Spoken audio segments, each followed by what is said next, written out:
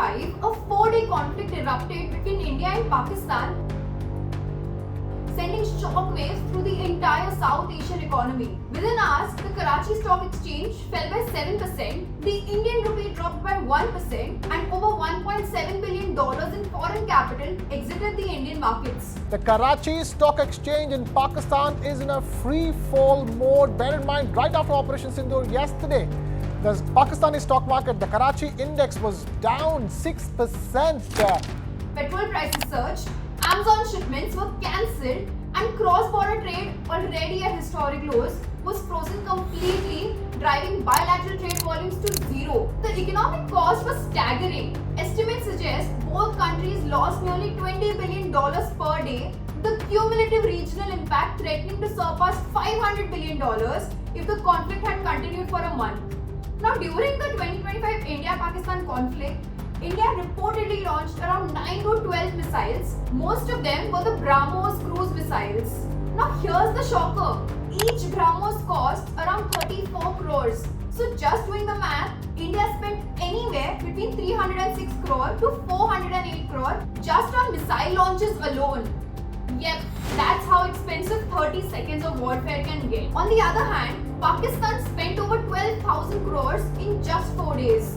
That includes everything: jets, missiles, artillery, drones, fuel, logistics, the whole war setup. A big chunk of this money went into drones. Pakistan used high-end ones. Each drone costs between 80 to 330 crores. So just the drone bill alone ran into hundreds of crores. And Pakistan didn't go solo. Turkey helped by sending drone parts and tech support. China sent fighter jets, drones and military equipment. There were also unconfirmed reports of militant movement from the Afghan side but no official support. Now here's the bigger picture. Pakistan's defense budget for 2024-25 was already huge, between 6.3 lakh crores to 8.5 lakh crores. But after this war, it's expected to touch nearly 10 lakh crores by June 2025. India's stock markets fell by up to 1.8%. Markets remained calm. There was a brief dip in pre-market rates reflecting initial uncertainty, but both the Sensex and Nifty soon stabilized and were trading flat to slightly positive. By mid-session, Sensex was down just 48.75 points at 80,592. While in Pakistan, rising military expenses and economic instability could cost the country over $4 billion in lost foreign investments over the next 5 years. The impact wasn't limited to the borders. Across South Asia, supply chains slowed down, hospitals faced medicine shortages, and prices began to rise. Industries like construction, logistics, and exports were badly affected, and even global investors pulled back, worried about growing instability in the region. In this video, we will break down the real economic cost of the 2025 India-Pakistan conflict beyond the headlines and the battlefield. From collapsing stock markets to broken supply chains, and from shuttered startups to capital flight. We'll analyze which sectors suffered, which survived, and what does this mean for the future of South Asia's economy. Hi, I'm Hiral and welcome to Level Up with Hiral. For ease, we have divided this video into 3 parts. Pakistan's economy has always walked a fine line between stability and pressure. The 2025 war added even more strain. It affected businesses, banks, and everyday livelihoods. Many parts of the economy faced serious disruption, showing how deeply connected conflict and commerce can be. By the time the 2025 war began, Pakistan's economy was already under pressure. The country had taken on over $133 billion in external debt by September 2024. Inflation was high and the prices of daily essentials were rising steadily. The Pakistan rupee had dropped from 177 per USD in 2022 to 280 per USD in 2025, making imports much more expensive. Analysts estimated Pakistan was losing 3 to 4 billion per day during the conflict. This includes stock market losses, export halts, logistics failures, and capital flight. For a $375 billion economy, that's like bleeding out $100 billion every month. Now, as soon as tensions rose, global investors started pulling out of Pakistan. The Karachi Stock Exchange fell by 6,500 points in just 2 weeks. Big story is breaking at this hour, and that is the Karachi Stock Exchange in Pakistan is in a free fall mode. Bear in mind, right after Operation Sindoor yesterday, The Pakistani stock market, the Karachi index was down 6%. Startups found it difficult to raise funds and private equity firms exited ongoing deals. Even local banks became cautious and reduced lending. On the international front, institutions like the IMF and the World Bank reduced funding, influenced by India's diplomatic pressure. Foreign investors usually move fast during conflict. They pull out their money out at the very first hint of trouble. When the India-Pakistan conflict got serious, everything started to shut down. Trade routes, airspace and the border. Pakistan's textile industry was hit hard. Around 30,000 export containers got stuck, causing losses between 3,300 to 4,100 crore rupees. Clearing that backlog was expected to take almost a month. The healthcare system struggled too. Pakistan depends on India for 30 to 40% of its raw materials for medicines. When trade stopped, important medicines like insulin and cancer drugs became scarce. Prices of some medicines increased like 10 times. Exports took a big hit. Important sectors like leather, surgical goods, textiles and cement, which are vital for Pakistan's global trade, could not deliver orders because shipments got stuck. Farming was also affected. Without fertilizer imports, crops like wheat and sugarcane in Pakistan's Punjab region were at risk. And with India suspending the Indus Water Treaty, water shortage became a big concern for farmers. India's side saw losses as well. The Atari-Wagah border trade worth 3,800 crore a year came to a stop. This hit Punjab traders dealing in onions, rice and dry fruits. Pharma companies like Sun Pharma and Cipla also lost business because exports to Pakistan were paused. The consumer behavior shift was massive. During the conflict, people started spending less. Families focused on buying essentials only. Retail stores saw a huge drop in visitors. Foot traffic fell by 60 to 80%. Small shops in Karachi and Lahore stayed open but had very few customers for days. Even e-commerce platforms like Daraz, which is Pakistan's version of Amazon or Flipkart, faced many order cancellations and payment problems.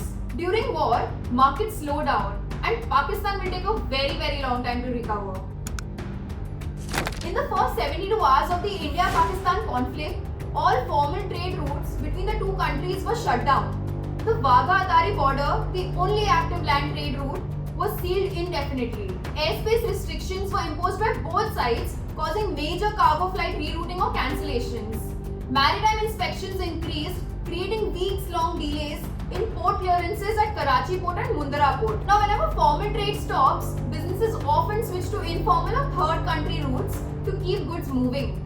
Traders rerouted goods via Dubai, Afghanistan or Sri Lanka, increasing costs by 40 to 70% due to added shipping and custom layers. During the war, tighter security checks at global customs made these unofficial trade routes slow and unreliable. Essential commodities like Indian tea, turmeric and medicines began appearing in Pakistan's grey market at 3x the price. More than the big corporations, the border trade devastated local economies and job markets. Truckers, custom officers, warehouse workers and freight operators in border districts like Atari and Lahore lost daily income. In Firozpur and Amritsar, over 12,000 families directly dependent on cross-border trade lost their livelihoods overnight. In Pakistani towns like Sialkot and Kasur, leather artisans and textile units who supplied goods to Indian retailers were forced to shut down operations temporarily. Now also let's break down one of the most important water agreements in the world, the Indus Water Treaty, signed all the way back in 1960 between India and Pakistan with the World Bank as a broker. How did this affect the situation and how does the treaty work? So here's how it is structured. The Indus water system includes 6 main rivers. The treaty splits these rivers between the two countries. India gets the eastern rivers, Ravi, Beas and Satluj. Pakistan gets the western rivers, Indus, Jhelum and Chenab. India has full rights to use the eastern rivers however it wants. For the western rivers, Pakistan has almost exclusive rights, but India can use them for limited purposes like generating hydroelectricity, irrigation for a restricted area or for drinking water without reducing the flow to Pakistan. But why was this treaty needed? After the partition in 1947, the headworks of many rivers were in India, while the canals were in Pakistan. This led to disputes and uncertainty over water supply, especially over 80% of Pakistan's agriculture depends on these rivers. Well, mind you, this was supposed to be a temporary deal. To resolve this, both countries agreed to the IWT, which also included a transition period. India continued to supply water to Pakistan for 10 years, giving Pakistan time to build new canals and infrastructure. India even paid Pakistan about £62 million to help with this massive construction effort. They set up a permanent Indus Commission with one commissioner from each country. They met at least once a year to exchange data, discuss projects and sort out any issues before they become major disputes. If they can't agree, there are clear mechanisms for arbitration, including involving neutral experts or even court of arbitration. This treaty is often called one of the world's most successful water sharing agreements. After the attack in Pahalgam, India suspended its participation in the treaty. India stopped sharing river data with Pakistan and stopped the flow of water. Meetings of the Indus Commission were halted. New water cooperation projects were frozen. India signaled it might speed up projects to use more water from the western rivers, possibly even pushing the limits of the treaty. Now guys, for Pakistan, any disruption to the Indus system is a huge threat. Its agriculture, hydropower, drinking water and a lot more things depend on these rivers. The suspension sends a strong message. Even long-standing agreements can be put on the table when tensions arise. Now India can possibly use some of that water for itself and solve drought and agriculture problems in the country. Let's talk about India, where the impact was silent but seismic. Surprisingly, there was boom in the defense industry. This was likely the only positive outcome from the whole conflict, I think. During the India-Pakistan tensions, India's defense and aerospace sector experienced a big shift. The situation forced the country to focus inward and start making things it used to rely on others for. This sparked a new wave of growth in homegrown defense manufacturing, going beyond just tanks and missiles. India has traditionally been one of the largest importers of defense equipment in the world.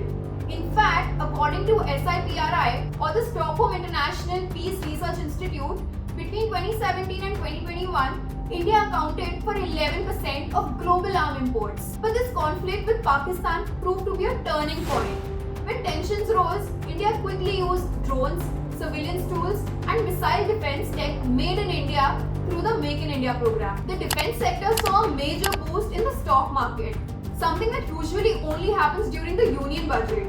Within just 72 hours of Operation Sindoor, shares of many top defense companies shot up.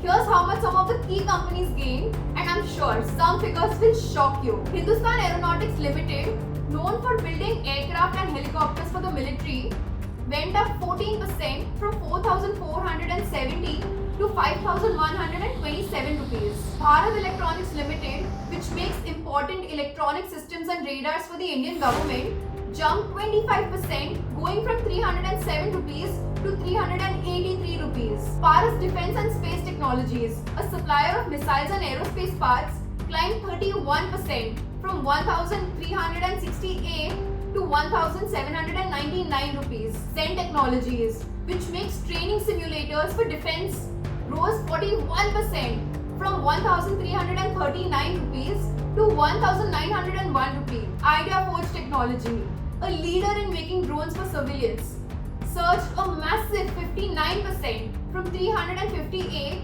to 571 rupees. These sharp jumps were mainly because of increased demand for Indian-made defense equipment after the conflict began. The government sped up buying and using homegrown defense tools under the Make in India program. This led investors to expect more spending and contracts for these companies, causing their stock prices to rise quickly. During the India-Pakistan conflict, one of the first moves came from the DGCA. They restricted all civil flights near the western border. This single notice disrupted over 670 flight routes.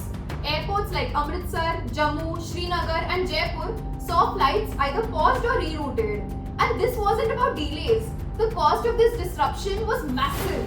Indigo had to reroute 38 international flights every day. That means longer routes, more fuel and of course delays. Air India took a hit too.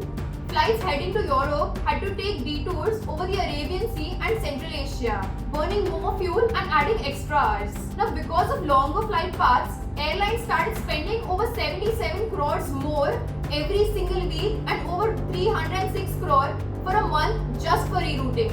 Flights to North America faced delays of over 1.5 hours, costing around 29 lakh rupees per flight.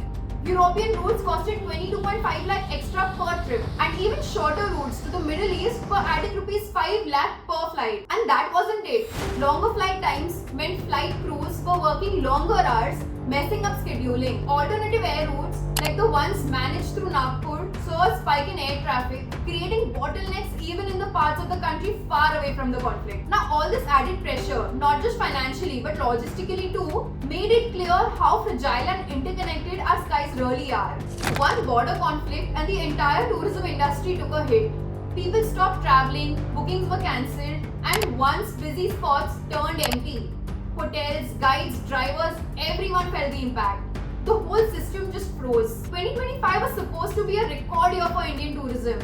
Travel bookings were much higher in comparison to previous few years, with popular circuits like Kashmir, Rajasthan, Himachal, Shimla and Ladakh at 90% total occupancy. But then, the shelling near the LOC started.